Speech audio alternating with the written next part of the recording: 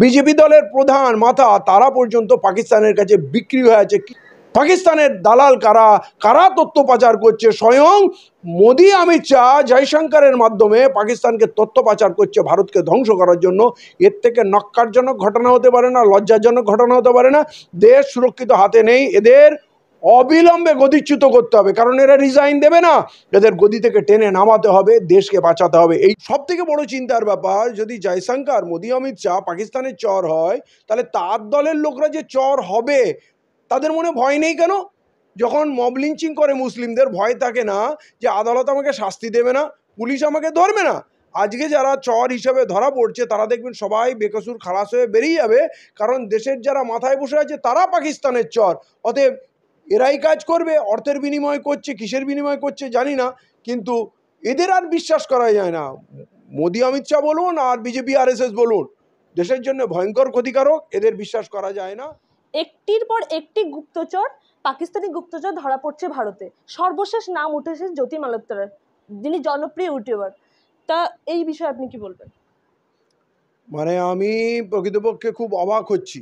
প্রথমে ছিটফুট যখন এক একটা খবর এলো, তখন ভাবলাম এত বড় দল, এত বড় সংগঠন, এই বিজেপি আরএসএস, এর মধ্যে এক একটা গাদ্দার থাকতেই পারে। কিন্তু যখন দেখলাম, আমার মনে হয় 50-100 পার হয়ে গেল যা নিউজ এসছে এখন পর্যন্ত, তথ্য পাচার করা, অস্ত্র পাচার করা, যা কিছু আছে এগুলো সবগুলোই বিজেপি আরএসএস এর লোক, এবং ধরছে কে? পুলিশ, ইন্টেলিজেন্সই ধরছে। তাহলে এখন আমার মনে হচ্ছে পুরো রেজিমেন্ট, পুরো দলটাই গাদ্দার। এবং জয়শঙ্করের মুখ থেকে যেটা বেরোলো, যেটা বেরিয়ে আসলো, ভুল করে বলে ফেলেছে যে আমরা আক্রমণ করার আগেই পাকিস্তানকে সাবধান করে দিয়েছিলাম যে আমরা আক্রমণ করব। এর থেকে মূল্যবান তথ্য পাচার আর কি হতে পারে? আমার ফাইটার প্লেন যাচ্ছে তোমাকে মারার জন্য, অতএব তারা ওৎপতে বসে আছে, আমার প্লেনগুলোকে ঝপাঝপ মেরে ফেলে দিল। তাহলে এর থেকে বড় গাদ্দার আর কে হতে পারে জয়শঙ্করের মধ্যে? জয়শঙ্কর কে? মোদির কাছের লোক, অমিত শাহর কাছের লোক। তাহলে কি মোদি, অমিত শাহ জানতো না? মানে মোদি, অমিত শাহর নেতৃত্বেই ইনি কাজ করেছেন। জয়শঙ্করের মুখ থেকে এইটা বেরিয়ে আসলো, তাহলে তো হোল রেজিমেন্টটা, পুরো বিজেপি আরএসএস দলটাই পয়সা পেলে কি না পারে। আমরা এতদিন শুনতাম যারা বিফ এক্সপোর্ট করতো, বিফ এক্সপোর্টার কাছ থেকে এরা মোটা টাকা চাঁদা নিত, আবার যারা গো সুরক্ষা বাহিনীও তৈরি করে, আবার যারা গৌমাতার উপরে রাজনীতি করে, তারা সেই গৌমাতাকে এক্সপোর্ট করে তার কমিশন খায়। এটা যত বড়, এত বড় গৌমাতার ব্যাপার ছিল। এবারে যে মাটিকে, যে দেশকে মাতা বলে এরা ভারত মাতা বলে গর্ব করে, সেই ভারত মাতাকে বিক্রি করছে। পাকিস্তানে আমার ইন্ডিয়ান আর্মি জীবনের বাজি লাগিয়ে শাহাদাত বরণ করে পাকিস্তানকে শিক্ষা দিতে যাচ্ছে, সেই তত্ত্বটা আমার দেশের সরকার, ডিফেন্স ফোর্স, জয়শঙ্কর মানে মোদি, অমিত শাহর নেতৃত্বে পাকিস্তানকে আগেই বলে দিচ্ছে আমাদের ফাইটার প্লেনগুলো যাচ্ছে তোমাদের ওখানে আক্রমণ করতে, এবং তারা নাকি মিলিটারি ইনস্টলেশন আক্রমণ করবে না, মানে কিছু ভাঙাচোরা বাড়ি এদিক ওদিক কিছু ভেঙে দেবে। তাহলে পাকিস্তান অ্যালার্ট হয়ে গেলে তার সন্ত্রাসবাদী ঘাঁটিগুলোতে কি সন্ত্রাসবাদীদের বসিয়ে রাখবে, সেগুলো খালি করে দিল। কিছু বিল্ডিং ভেঙে গেল, আমাদের ছবি তুলে দিয়ে, সেই ভিডিওগুলো দেখিয়ে দিয়ে আমাদের গদি মিডিয়া নাচলো যে পাকিস্তান ধ্বংস হয়ে গেছে, রাওয়ালপিন্ডি ধ্বংস হয়ে গেছে, করাচি দখল হয়ে গেছে, ইসলামাবাদ কবজা হয়ে গেছে, ওদের আসিম মুনির পালিয়ে গেছে, ওদের প্রধানমন্ত্রী শাহবাজ শরীফ গর্তের মধ্যে লুকিয়ে বসে আছে। এগুলো শুনে দেশের মানুষ কি আপ্লুত, প্রধানমন্ত্রী কি ভালো কাজ করেছে, প্রধানমন্ত্রী এত সাহসী কাজ করেছে। কিন্তু দেখুন পুরো জিনিসটা এখন ওদের মুখ থেকে বেরিয়ে আসলো, এটা সাজানো গোটাপ জিনিস। আমাদের প্লেন যেগুলো গেল, যে আগাম খবর দেওয়ার জন্য যেগুলো ধ্বংস হলো, আমার ফাইটাররা যে মরলো, আমার দেশের যে নাগরিক আমেরিকার, আমাদের দেশের সরকার পাকিস্তানকে সাবধান করে দিয়েছে আমরা আক্রমণ করছি, কিন্তু পাকিস্তান কিন্তু আমাদের সচেতন করেনি। তারা কিন্তু আমাদের নাগরিককে, আমাদের মিলিটারি পার্সোনালকে তারা শহীদ করেছে, হত্যা করেছে। তাহলে দেশকে ধ্বংস করতে, পাকিস্তানের সঙ্গে সাটগার্ড করতে এ মোদি, অমিত শাহ, জয়শঙ্কর কিন্তু কোথাও আর কিছু রাখলো না। তাহলে এরা কি দেশপ্রেমিক? আমার দেশ কি সুরক্ষিত হাতে আছে? আজ পুরো দেশবাসীকে ভাবতে হবে, শুধু রাজনীতির স্বার্থে, মানে একটা খেলা যুদ্ধ হবে, তাতে আমার দেশের নাগরিক, আর্মি কিছু মারা যাবে, এবং সেটা গদি মিডিয়া মিথ্যা খবর দিয়ে বলবে যে আমরা জিতে গেছি। সেইটা অপারেশন সিন্দুর সেলিব্রেশন হবে, আমাদের তিরঙ্গা মার্চ হবে, আমাদের মিষ্টি খাওয়ানো হবে, কিন্তু আমাদের নিরীহ লোক মারা গেল, নাগরিক মারা গেল, আমার জওয়ানরা শহীদ হলো, কিছুই না, শুধু রাজনীতির জন্যে, হোর্ডিং বানানোর জন্যে মোদিজির ছবি দিয়ে বিহারে প্রচার করা হবে, এরপর বাংলায় এসে প্রচার করা হবে, বলবে আমরা পাকিস্তানকে ধ্বংস করে দিয়েছি। অথচ সত্য সামনে এসে গেল যে ট্রাম্পের একটা টুইট হওয়ার পরেই কিন্তু এরা সব শান্ত হয়ে গেল। আমরা মার খেতেই থাকলাম, সিজ ফায়ারও হয়ে গেল, আমরা মারও খেতে থাকলাম, আমার জওয়ানরা শহীদ হতে থাকলো। কত নিচে এরা নামতে পারে। এরপরেও আমরা হিন্দু মুসলমান করব? আমরা দেশের মধ্যে মুসলমান গাদ্দার খুঁজে পাবো যখন চরগুলো সব হিন্দু, বিজেপি আরএসএস এর। আমি সব হিন্দুকে বলছি না, মানে তারা অমুসলিম এবং তারা বিজেপি আরএসএস এর লোক, এবং তার মুখিয়া বিজেপি দলের প্রধান মাথা তারা পর্যন্ত পাকিস্তানের কাছে বিক্রি হয়ে আছে। কিসের বিনিময়ে জানি না, কত টাকা নিয়েছে। পিএম কেয়ারসের টাকা করোনা পিরিয়ডে তুমি খেয়ে নিয়েছো নরেন্দ্র মোদী, এখন কি আরও টাকার দরকার যে পাকিস্তান থেকে টাকা তুমি কামাচ্ছ তথ্য ফাঁস করার জন্য? তুমি তথ্য ফাঁস করে দিলে পাকিস্তান অ্যালার্ট হয়ে গেল, আমার সেনারা যুদ্ধ করতে গেল, তারা ধরে ধরে আমার সেনাগুলোকে, ফাইটার প্লেনগুলোকে নামিয়ে নিল, আমার দেশের মধ্যে তারা মিসাইল মারলো, আমার সাধারণ নাগরিক মারা গেল। দেশবাসী কি চোখ খুলে দেখবে না গাদ্দার কারা, পাকিস্তানের দালাল কারা, কারা তথ্য পাচার করছে? স্বয়ং মোদি অমিত শাহ জয়শঙ্করের মাধ্যমে পাকিস্তানকে তথ্য পাচার করছে ভারতকে ধ্বংস করার জন্য। এর থেকে নক্কারজনক ঘটনা হতে পারে না, লজ্জাজনক ঘটনা হতে পারে না।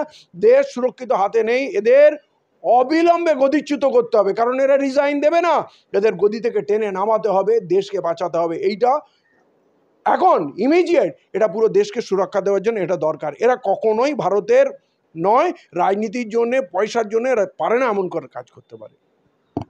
একটি বিষয় বিশেষভাবে লক্ষণীয়, যারা দেশদ্রোহী অভিযোগে গ্রেপ্তার হচ্ছে তারা কেউ মুসলিম নয়, কিন্তু যদিও দেশদ্রোহের কোনো ধর্ম হয় না, কিন্তু আমাদের দেশে প্রায়শই একটি সম্প্রদায়কে উদ্দেশ্য করে তীর বিঁধে দেওয়া হয়, তারা তারা সন্ত্রাসবাদী বলে। তাহলে এই বিষয়ে আপনি কি বলবেন? এটা একটা রাজনীতির অংশ। এ দেশের মানুষের মুসলিমদের প্রতি কোনো ঘৃণা নেই, শত্রুতা নেই। একটা সাধারণ মানুষ একটা হিন্দু মুসলমানকে, মুসলমান হিন্দুকে কখনোই আঘাত করে না। এরা একটা ন্যারেটিভ তৈরি করেছে, ব্যাপক প্রচার দিয়ে মুসলমানকে সন্ত্রাসবাদী সাজিয়েছে। এদেশকে তৈরি করতে সবথেকে বেশি মুসলমানদের অবদান, সবথেকে বেশি রক্ত দিয়েছে। এদেশে শিল্প, কল কারখানা, ভারতীয় পতাকা, সব কিছুর পিছনে ভারতের যে আদালত স্থাপনা, এই পুরো ভারতবর্ষে পৃথিবীর সেরা জিডিপি দিয়েছিল মুসলমানদের শাসন ব্যবস্থা। এবং স্বাধীনতার পরেও আজ পর্যন্ত মহাত্মা গান্ধীকে মুসলমানরা হত্যা করেনি, সেটা আরএসএস এর নাথুরাম গডসে করে। ইন্দিরা গান্ধীকে মুসলমানরা হত্যা করেনি, রাজীব গান্ধীকে মুসলমানরা হত্যা করেনি। এখন পর্যন্ত তথ্য পাচার বা গাদ্দারিতে কোনো মুসলমান ধরা পড়েনি।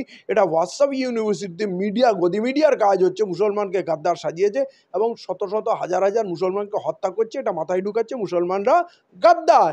যেমন আরএসএস, যেটা আপনি সাধ্বী প্রজ্ঞা সিং ঠাকুরের রিপোর্ট বেরিয়ে আসলো, তথ্য প্রমাণ আছে যে তারা বম ব্লাস্ট করতো আর মুসলমানের নামে প্রচার করত। আজকে তথ্য পাচার বিজেপি করছে আর মুসলমানদের গাদ্দার বলে পিটিয়ে পিটিয়ে মারছে। এই ন্যারেটিভ থেকে বেরিয়ে আসতে হবে। মুসলমানদের এরকম কোনো রেকর্ড নেই, মুসলমানরা কেউ এদেশের টাকা নিয়েও বিদেশে পালায়নি, কোনো রাষ্ট্রনেতার খুনও করেনি, পাকিস্তানকে কোনো তথ্য পাচার করেনি। এরা মেহনত করে এই ভারতবর্ষটাকে, মজদুর মানুষরা, গরিব মানুষরা ভারতবর্ষকে গড়তে সাহায্য করেছে। এই সত্য কথাটা ভারতবাসীকে বুঝতে হবে। এর আগে আমরা দেখেছি 10 জন বিজেপি কর্মী এই রকম কাজের সঙ্গে যুক্ত ছিলেন। তারপর উত্তরপ্রদেশের রবীন্দ্র কুমার এবং মানিক কুমারন চৌধুরীর নাম উঠে এসেছে। তারা দেখা যাচ্ছে তারা মুসলিম সেজে গুপ্তচর বৃত্তির কাজ করছিলেন। তাহলে কোনোভাবে কি মুসলিম সম্প্রদায়কে কলঙ্কিত করার চেষ্টা? এ বিষয়ে কি বলবেন? মুসলিম সমাজকে কলঙ্কিত করার চেষ্টা কি, কলঙ্কিত করেই দিয়েছে। এখন সাধারণ মানুষের মধ্যে একটা ধারণা হয়ে গেছে মুসলমানরা মনে হয় সব পাকিস্তান ভক্ত, এরা পাকিস্তানের চর, অমুক তমুক, দাড়ি টুপিওয়ালা লোক দেখলেই যেন ভিতরটা জ্বলে যায়, এই অবস্থা তৈরি করে দিয়েছে এরা। আর এই যে চর যত দেখছেন, মুসলমানের নাম নিয়ে করুক আর না করুন, সবই বিজেপি আরএসএস এর লোক, এবং সাধারণ মানুষ চর হয় না। এরা সব থেকে বড় চিন্তার ব্যাপার, যদি জয়শঙ্কর, মোদি, অমিত শাহ পাকিস্তানের চর হয়, তাহলে তার দলের লোকরা যে চর হবে তাদের মনে ভয় নেই কেন? যখন মব লিঞ্চিং করে মুসলিমদের, ভয় থাকে না যে আদালত আমাকে শাস্তি দেবে না, পুলিশ আমাকে ধরবে না? আজকে যারা চর হিসেবে ধরা পড়ছে তারা দেখবেন সবাই বেকসুর খালাস হয়ে বেরিয়ে যাবে, কারণ দেশের যারা মাথায় বসে আছে তারা পাকিস্তানের চর। অতএব এরাই কাজ করবে, অর্থের বিনিময় করছে, কিসের বিনিময় করছে জানি না, কিন্তু এদের আর বিশ্বাস করা যায় না। মোদি, অমিত শাহ বলুন আর বিজেপি আরএসএস বলুন, দেশের জন্য ভয়ঙ্কর ক্ষতিকারক, এদের বিশ্বাস করা যায় না। সত্য ঘটনা এবারে এটা প্রচার করতে হবে যে মুসলমানরা কখনোই ভারতবর্ষের শত্রু নয়, বলতে গেলে এরাই হচ্ছে প্রকৃত দেশপ্রেমিক। এই সত্য ঘটনার প্রচার দরকার। এতদিন মিথ্যার প্রচার হয়েছে, আমি ইউটিউবগুলোকে বলবো, সোশ্যাল মিডিয়ার লোককে বলবো, ব্যাপক প্রচার হচ্ছে। মুসলমানদের আসল চরিত্র মানুষের সামনে আসা উচিত। এবং বিজেপি আরএসএস যে দেশের কত বড় শত্রু, পাকিস্তানের চর নাকি আমেরিকার চর, রাশিয়ার চর, কার কার হয়ে কাজ করে, পয়সা পেলে এরা পারে না এমন কোনো কাজ নেই। অতএব এদের থেকে মানুষ সাবধান হোন, দেশটাকে বাঁচানো যাক। আমরা দেখলাম জ্যোতি মালোত্তরের প্রোফাইল ঘিরে দেখা যায় যে তিনি একজন ঘোষিত রাম ভক্তা। তাহলে এই তথ্য সামনে আসার পর আপনি কি মনে করেন দেশের পরিস্থিতি কোন দিকে যাচ্ছে? দেশের পরিস্থিতি খুব ভয়ঙ্কর পরিস্থিতি আছে। বিশেষ করে মুসলিম সম্প্রদায়, দলিত সম্প্রদায়ের মানুষরা রাস্তায় চলতে ভয় পাচ্ছে, বাসে ট্রেনে চলতে ভয় পাচ্ছে। যখন তখন যাকে ইচ্ছে, আমরা তো মুড়ি মুরগির মতো ভিডিও পাচ্ছি, দেখা যায় না। আর আমি শেয়ার করি না।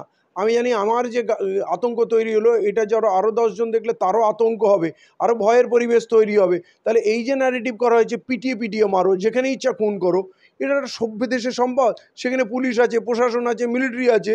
দেশের মধ্যে দেশের মানুষ সুরক্ষিত না, এটা কেমন সুরক্ষা ব্যবস্থা বলুন তো? এরা বলছে আমরা ভারতবর্ষকে সুরক্ষা দেবো, বহিঃশক্তি থেকে সুরক্ষা দেবো, দেশের মধ্যে সুরক্ষা দিতে পারছে না, বিদেশি শক্তির সঙ্গে হাত মিলিয়ে রেখেছে। তাহলে এইটা নিশ্চয়ই গর্ব করার মতো বিষয় না। ভারতবর্ষের মানুষকেই দেশকে রক্ষা করতে হবে। মানুষ চিনুক যে অশুভ শক্তির হাতে দেশ আছে, দেশকে বাঁচাতে হবে।